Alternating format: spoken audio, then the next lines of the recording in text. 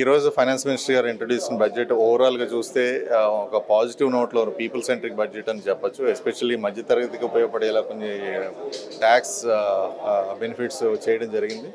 మీరు చూస్తే ప్రధానంగా 4 growth engines: agriculture, MSME, investments and exports growth. ఈ 4 గ్రోత్ ఇంజిన్స్ మీద బేస్ చేసుకుని ఇది బడ్జెట్ రూపకల్పన చేశారు.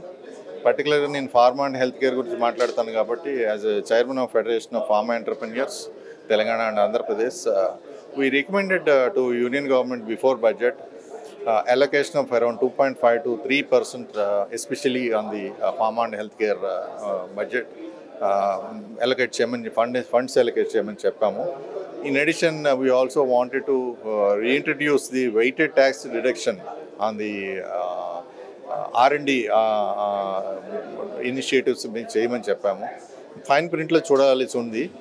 కాకపోతే other recommendations like exemption of the basic consumption duties on rare diseases and cancer like diseases మెడిసిన్స్ని మేము అడిగాము. అది వాళ్ళు ఫుల్ఫిల్ చేయడం జరిగింది. యాజ్ మెనీ యాజ్ 36 మెడిసిన్స్కి బీసీడీ ఎగ్జామ్ చేయడం జరిగింది.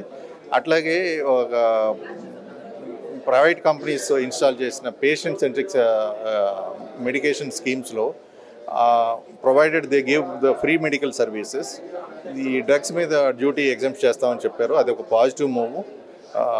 ఫార్మస్యూటికల్ ఎంటర్ప్రెన్యూర్స్కి ఈ స్కీమ్స్ ఇంప్లిమెంట్ చేస్తే వాళ్ళకి ఒక పాజిటివ్ మూవ్ అని చెప్పాలి.